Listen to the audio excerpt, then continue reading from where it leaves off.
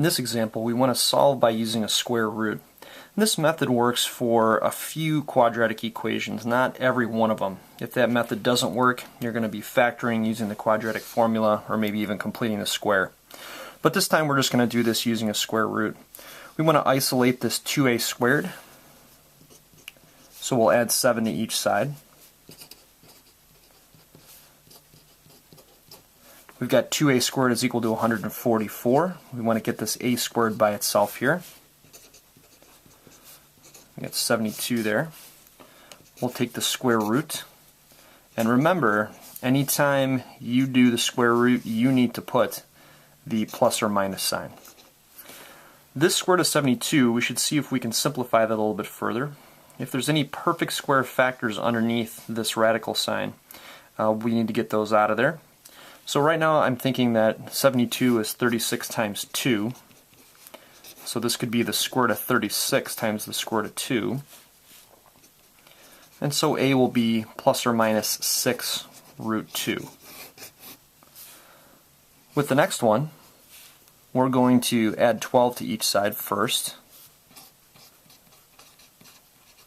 24 and 12 is 36. This time we have some or binomial here, two terms underneath, or inside the parentheses here. So we're just going to square root. We don't want to try to subtract 9 here. Think about this like a reverse order of operations. So first we take care of addition, subtraction. There wasn't any multiplication or division to take care of. Then we're at exponents. Then we're going to take care of the stuff inside the parenthesis last. So this is c plus 9 is equal to both 6 and negative 6. At this stage you can put the plus or the minus sign, but I know that I'm going to be able to actually figure out what these two values here are going to be by subtracting 9 from each one of them. So 6 minus 9 is negative 3, negative 6 minus 9 is negative 15. Both of these values will work.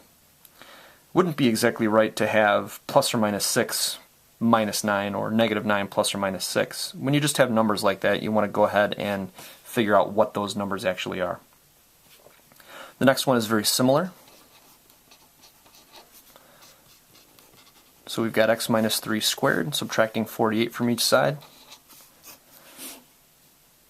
And then we can square root.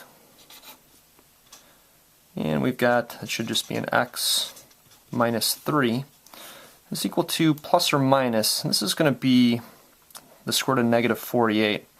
Well, that's just the square root of 48 times the square root of negative 1. And the square root of negative 1 is just I here, so we've got x minus 3 is equal to plus or minus. And then this 48 here could be simplified. We want to think of the largest perfect square factor we can divide 48 by, and if you prefer, you can do that factor tree method. But right away I'm saying that 48 is 16 times 3, so the square root of 16 is 4. The square root of negative 1, we usually write that as I, and that'll come next. And what's left is the square root of 3. All we need to do now is just add 3 to each side. So we have x being 3 plus or minus 4i root 3.